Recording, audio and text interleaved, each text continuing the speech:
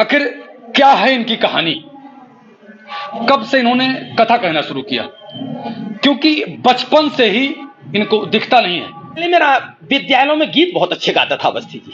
आप एक अच्छे गायक हैं। हाँ, गीत गाता क्योंकि गाना आपके वाकई में अच्छे होते हैं। और क्योंकि मैं देश प्रेमी था और आज भी कहता हूं, देश की रागनी बंधन से कम नहीं होती, देश की भक्ति भी नंदन से कम नहीं होती, उठाकर चुटकी से माथे में तुम लगा लेना, देश की मिट्टी भी चंदन से कम नहीं होती। जब मैं मंच पर बैठता हूं तो ये अनायास ही बोलना निकल जाता है। वो आज के 7 वर्ष पहले मैंने पूज्य गुरुदेव स्वामी श्री राम स्वरूपाचार्य जी महाराज, जो कि कामदगिरी पीठाधीश्वर चित्रकूट के पीठाधीश्वर हैं, उनसे मैंने दीक्षा ग्रहण की। भक्ति जैसो नाथ नहीं, भरत जैसो भ्रात नहीं, सी न मात जिनको और ही न ठोर है। आपने कभी कुछ पढ़ा नहीं? नहीं, आज भी मैं अंगूठा लगाऊं।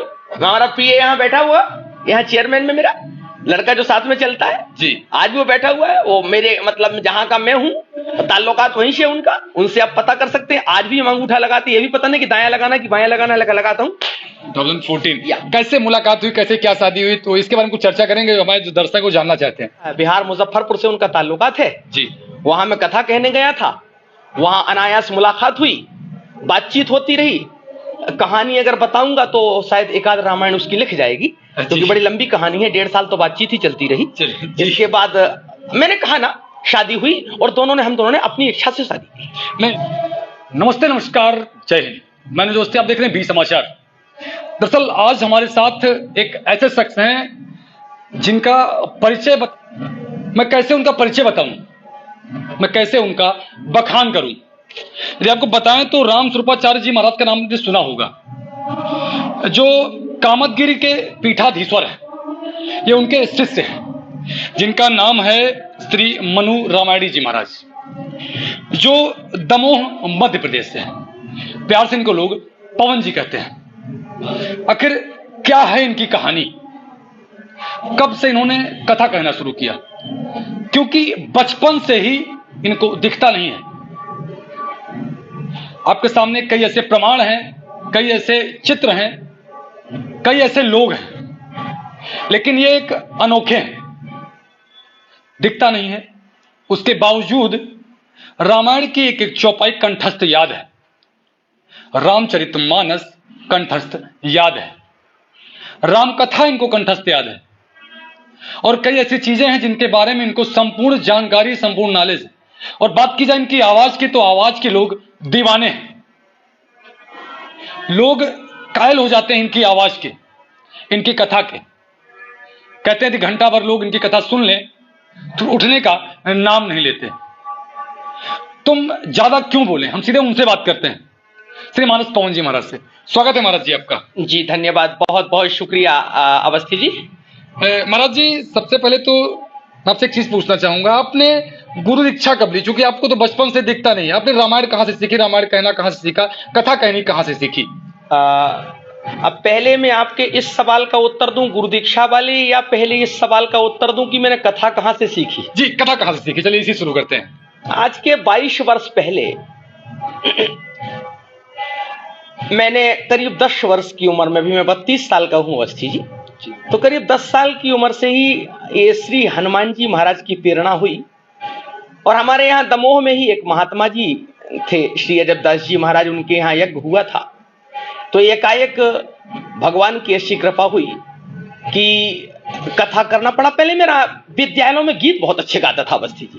आप एक अच्छे गायक हैं। हाँ, गीत गाता था। गाना आपके वाकई में अच्छे होते हैं। और क्योंकि मैं देश प्रेमी था और आज भी कहता हूं, देश की रागनी बंधन से कम नहीं होती, देश की भक्ति भी नंदन से कम नहीं होती, उठाकर चुटकी से माथे में तुम लगा लेना, देश की मिट्टी भी चंदन से कम नहीं होती।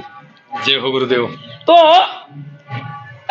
जब मैं गाता था अपने शहर वगैरह में, तो हमारे यहाँ के टीचरों ने कहा कि बेटा आप गाते बहुत अच्छा है, क्या क्या करेंगे? हमने अचानक निकल गया। तो सुंदरकांड वगैरह पहले से ही मुझे याद था। ये सच बताऊं अवस्थी जी, मुझे खुद पता नहीं है कि मैं कैसे याद किया, कैसे याद हुआ। जब मैं मंच पर बैठता हूं तो ये अनायास ही बोलना निकल जाता है। वो आज के 7 वर्ष पहले मैंने पूज्य गुरुदेव स्वामी श्री राम स्वरूपाचार्य जी महाराज, जो कि कामदगिरी पीठाधीश्वर चित्रकूट के पीठाधीश्वर हैं, उनसे मैंने दीक्षा ग्रहण की। बल्कि बोलते हुए मुझे 22 वर्ष हो गए। श्री अनुज अवस्थी पत्रकार जी अभी इंटरव्यू ले रहे थे, 50 रुपए मेरे पास आशीर्वाद के रूप में भेज रहे हैं। हमारे पास में आ जाए, थोड़ा सा इनके दर्शन कर लें। और ये अच्छे प्रधान जी हैं, केसरी प्रताप सिंह हो गए, और अनायास ही राम राजा सरकार और हनुमान जी महाराज की कृपा हुई, जिसको आज की भाषा में आप लोग कहते हैं गॉड गिफ्ट। अवस्थी जी जी सबसे पहली चीज, राम स्वरूपाचार्य जी महाराज से आपकी आवाज बड़ी मिलती है। कहते हैं कि मतलब अगर आपको कोई देखे ना और आपकी केवल आवाज सुने तो सेम टू सेम उनकी जैसी आवाज आपकी रहती है। एक बात बताऊं, मैंने तो कभी, वो मेरे गुरुदेव हैं, गुरुदेव से मैं अपनी तुलना तो नहीं कर सकता, मैं तो उनके चरणों का दास हूं। लेकिन अगर आप लोग कह रहे हैं तो अगर वैसे पिता और पुत्र की संपत्ति में कोई अंतर नहीं होता तो गुरु और शिष्य की आवाज में कैसे अंतर हो सकता है। 8 वर्ष पहले आपने राम स्वरूपाचार्य जी महाराज से दीक्षा ली जी। कैसे मुलाकात हुई उनसे? मुलाकात तो काफी पहले से हुई थी, करीब 15-16 वर्ष हो गए, और कथाएं साथ में करता था और बड़े प्रसन्न रहते थे गुरुजी। जब मैं उनका शिष्य नहीं भी था तब भी बड़े प्रसन्न रहते थे। आज भी वो मुझसे उतने ही ज्यादा प्रसन्न हैं। और मुलाकात सबसे पहली मेरी हमारे मध्य प्रदेश में एक जिला है टीकमगढ़, राम राजा सरकार ओरछा का नाम तो आपने सुना होगा जी जी, जहां से श्री राम राजा सरकार बैठते हैं जी। वहीं पर एक मानस सम्मेलन हुआ था, वहीं पूज्य महाराज जी से मेरी मुलाकात आज के 15-16 वर्ष पहले हुई थी। तो उसके बाद आपने 8 वर्ष पहले गुरु दीक्षा ले ली? हाँ, क्योंकि लगातार कार्यक्रम उनके साथ में होना, फिर तो 20 कार्यक्रम हुए। इसके बाद में पूज्य महाराज जी का ये आदेश हुआ कि बेटा अपन कुछ नजदीकियां बढ़ाएं। तो मैंने कहा जैसा आप आदेश करें। तो मैंने कहा, बोले नहीं आप बताएं। मैंने कहा नजदीक क्या तो एक ही हो सकती है, मैं आपका शिष्य बन जाऊं, आप मेरे गुरु बन जाएं। तो उन्होंने ये बात स्वयं कही थी कि मुझे गर्व होगा आप शिष्य मुझे मिले तो। गुरुदेव, आपको कोई प्यारा सा एक सुंदर भजन 2-4 लाइन जो भी आपको अच्छा लगता हो, क्योंकि आप भजन बड़ा अच्छा गाते हैं। नहीं, मैं भजन नहीं सुनाऊंगा आपको जी, मैं एक कविता सुनाऊंगा जी। मैं आपको एक कविता सुनाऊंगा जी, मैं भजन नहीं सुनाऊंगा। चलिए कविता। मैं एक कविता सुनाऊंगा। भक्ति जैसो नात नहीं, भरत जैसो भ्रात नहीं, और सी न मात जिनको और ही न ठोर है। समझ में आ रहा होगा? जी जी बिल्कुल। वेद सो संदेश नहीं, भारत सो देश नहीं, और अंक सो राजेश ना सुग्रीव जैसी डोर है। लक्ष्मण सो नेम नहीं, सबरी सो प्रेम नहीं, हनुमत सी न सेवा जो की साधु सरमोर है। गंग सो न पानी, महादेव सो न दानी, संत तुलसी की बाणी सी न बाणी कहूं और है। वाह गुरुजी, संत तुलसी सी बाड़ी न कहीं और है जी। आपने तो पूरी कहानी ही सुना दी इसमें, पूरे भारत की कहानी सुना, चाहे भगवान शंकर, सुग्रीव, तुलसीदास जी, सबको तो आपने इसमें उतार दिया, इस कविता में उतार दिया। अच्छा गुरुजी, आपने कहा कि आपको कुछ आपने कभी कुछ पढ़ा नहीं। नहीं, आज भी मैं अंगूठा लगाऊं। हमारा पीए यहाँ बैठा हुआ, यहाँ चेयरमैन में मेरा लड़का जो साथ में चलता है जी, आज भी वो बैठा हुआ है। वो मेरे मतलब जहां का मैं हूँ ताल्लुकात वहीं से उनका, उनसे आप पता कर सकते हैं। आज भी हम अंगूठा लगाते, ये भी पता नहीं कि दायां लगाना कि बायां लगाना, लगाता हूँ। आप फिर कथा और रामायण याद कैसे हुई आपको? अब मैंने आपसे स्वयं पहले ही गुजारिश की, अब बुरा मत मानिएगा, जी, मेरी जी। अल्फाज थोड़ा सा उर्दू है जी जी जी, इसलिए कि मुझे उर्दू भाषा काफी पसंद है जी। और मैं आपको बता दूं, मैंने पहले ही आपसे गुजारिश की कि मुझे खुद ही पता नहीं, अनायास अवस्थी जी क्या बताऊं आपको, एक वाकया है। जब कोई चीज जीवन में परिवर्तन आता है तो परिवर्तन खरीदने के लिए कहीं नहीं जाना पड़ता है। भगवान जिसको जो देते हैं उसको ऊपर से चुन के भेजते हैं कि आपको पत्रकार बनना है और मुझे कथाकार बनना है। गुरुजी, आपकी शादी हो चुकी है? हाँ, जानकारी मिली है जो हमें। हाँ बिल्कुल। पत्नी का नाम क्या है आपकी? श्रीमती निशा रामायणी। निशा रामायणी। वो क्या करती हैं? हाउसवाइफ हैं और क्योंकि 2 बच्चे अभी 3 साल के हैं जी। तो एक्चुअली बट अभी बच्चों के लालन पालन में वो व्यस्त हैं, इस कारण से वो यहाँ आ नहीं पाती, वरना करीब लगभग बहुत सारी ड्राइवरिंग उन्होंने मेरी की, as a PA, as a driver, गाड़ी के सहयोगी, बहुत सारा सहयोग उनका मुझे प्राप्त हुआ और उनके सहयोग से मैं काफी आगे बढ़ा। आपकी धर्मपत्नी हर चीज में पारंगत हैं, चाहे वो ड्राइविंग हो, चाहे वो आपके साथ रहना हो। अच्छा, शादी के जब से बच्चे हो गए तब से वो आपके साथ चलना बंद कर दिया उन्होंने? बंद किया नहीं है, मजबूरी में करना पड़ा क्योंकि अच्छा। बच्चे छोटे। अच्छा, तो वो भी रामायणी है तो कथा वो भी कहती हैं क्या? नहीं, हम लोग द्विवेदी होने के कारण हम लोग, हालांकि क्योंकि रामायणी उन्होंने सरनेम में जोड़ दिया है। अच्छा, वो उन्होंने आपका सरनेम ले लिया, टाइटल ले लिया। टाइटल आपका ले लिया अपने नाम के पास। जी। अच्छा, कब हुई थी शादी आपकी? 2014। या। कैसे मुलाकात हुई, कैसे क्या शादी हुई, तो इसके बारे में कुछ चर्चा करेंगे, हमारे जो दर्शक को जानना चाहते हैं। मैंने कहा ना, जिसको जहां मिलता होता है ऊपर वाला अपने आप संयोग बना देता है। बिहार मुजफ्फरपुर से उनका ताल्लुकात है जी। वहां मैं कथा कहने गया था, वहां अनायास मुलाकात हुई, बातचीत होती रही और फिर उनका भी धर्म की ओर रुझान बढ़ा।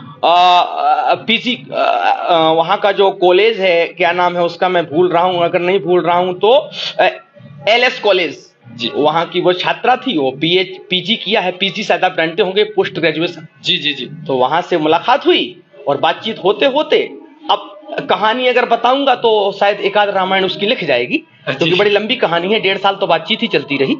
इसके बाद मैंने कहा ना, शादी हुई और हम दोनों ने अपनी इच्छा से शादी की। नहीं, 1.5 साल बातचीत होती रही, उसके बाद गुरु जी थोड़ा दर्शक जानना चाहते, थोड़ा बहुत आप मुझे ये लगता है कि पर्सनल लाइफ में भी व्यक्ति की जानना नहीं जी, थोड़ा कुछ जो भी लोग जानना चाहते हैं, देखो, उत्सुकता होती लोगों की जानने के बारे में। उत्सुकता है, यहाँ भी आपने अपने स्टूडियो में बैठा रखा है लोगों को, और मैं आपको बता दूं, बातचीत होती रही। पहले तो हम लोगों की धर्म और सत्संगति पर ही बातचीत हुई, क्या करना चाहिए, कैसे लोगों का। अब लेकिन जब बातचीत ज्यादा देर तक होने लगती है तो फिर कभी कभी विसंगतियां भी हो जाती हैं जी। इस बात को आप मान सकते हैं जी। फिर या तो दोस्ती में दरार होती है या इकरार होता है जी। ठीक है ना जी। लेकिन वो दरार तो नहीं हुई, हम लोग आगे बढ़ते गए। और इवनाल मेरे फादर की भी एक इच्छा थी कि मेरे मरने के बाद बेटा हमारा अकेला हो जाएगा, इसलिए कोई लड़की ऐसी मिले जो शादी विवाह कर सके और हमारे बेटे को संभाल सके। तो ये उनका आशीर्वाद था, उनके आशीर्वाद से और उनकी दया दृष्टि से मुझे शायद ऐसा ही मिलना था जिसने हमारे जीवन को बिगाड़ा नहीं बल्कि बना दिया।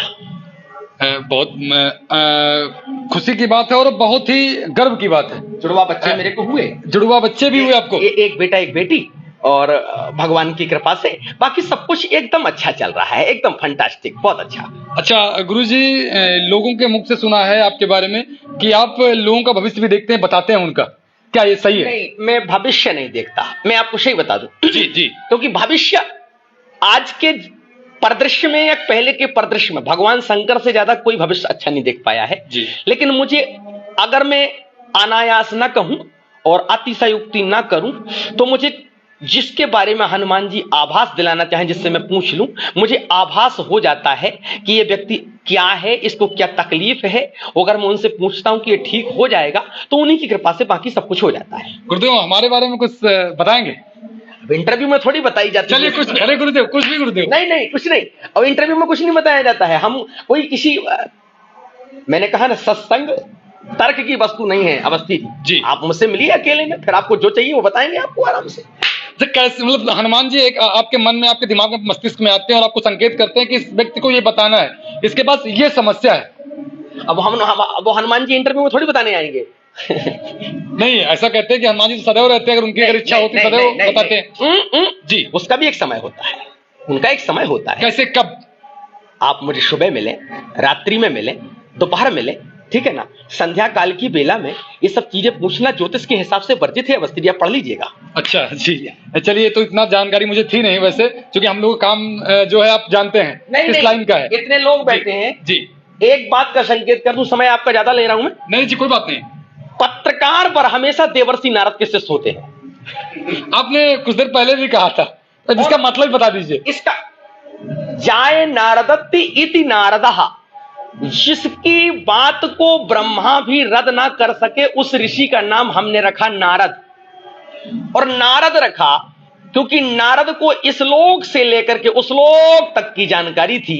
इसी प्रकार हमारे भारत देश की ही नहीं, आल वर्ल्ड की जानकारी पत्रकार रखते हैं, क्योंकि राम राजा की कृपा नहीं, उनके ऊपर देवर्षि नारद की कृपा होती है।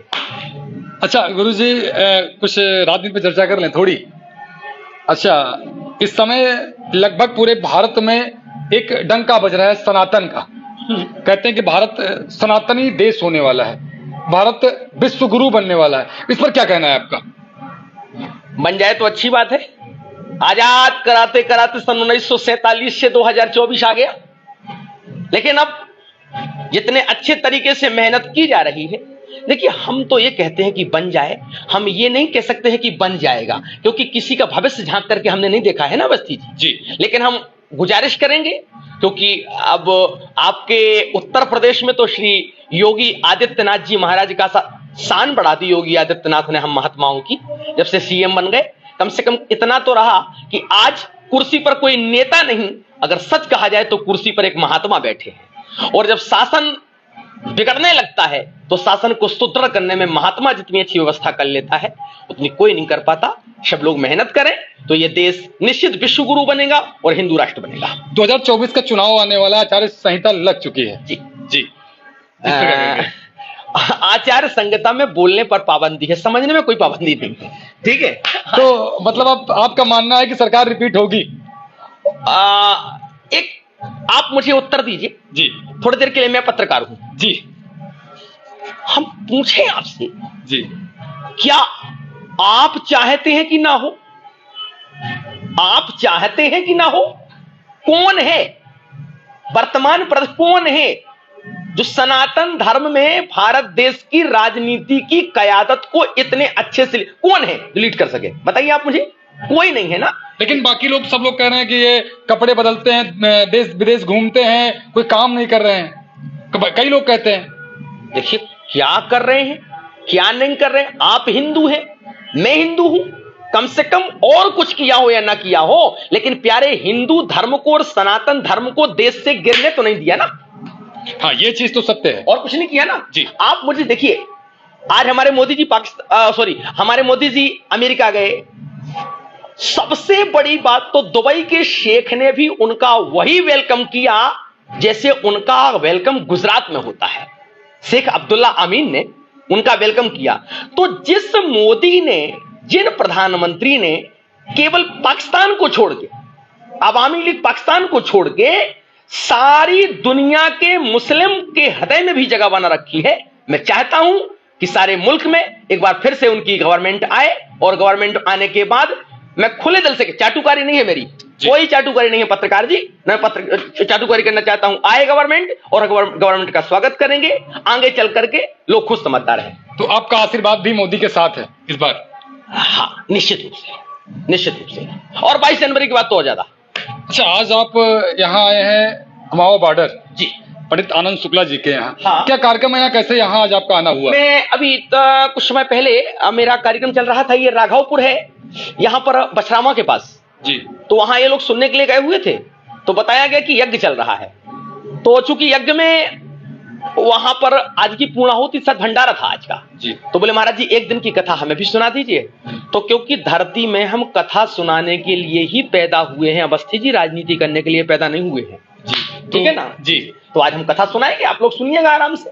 बहुत बहुत धन्यवाद। हमारे साथ थे मनु रामायणी मानस पवन जी। हमने इनसे बहुत सारी बातचीत करी। वैसे तो अगर कहा जाए तो रामायणी जी हैं और इनके 2 बच्चे भी हैं, जुड़वा बच्चे, एक बालक और एक बालिका। लगभग 1.5 साल बातचीत होने के बाद गुरु जी का विवाह हुआ। विवाह होने के बाद 2 बच्चे हुए, उनका जीवन चल रहा है अच्छा। गुरु जी को बचपन से दिखता नहीं है। लगभग 22 वर्ष से गुरुदेव ने कथा को कहना प्रारंभ कर दिया। उसके बाद लगभग आज के 8 वर्ष पहले गुरुदेव ने गुरु दीक्षा ली, अपना गुरु बनाया। बहुत सारी जानकारियां दी हमने आपको इस वीडियो में। फिलहाल आप क्या सोचते हैं गुरुदेव के बारे में? किसकी कृपा है गुरुदेव पर? कैसे इतना याद कर पाते हैं? क्या वाकई में हनुमान जी की अद्भुत कृपा मानस पवन जी के ऊपर है? या कोई और दैवी शक्ति, स्वयं भगवान और राम की शक्ति? कमेंट करिए और वीडियो को ज्यादा शेयर करिए और प्रतिक्रिया दीजिए इस पूरे वीडियो पर। फिर मिलते हैं किसी अन्य वीडियो में, तब तक के लिए जय हिंद।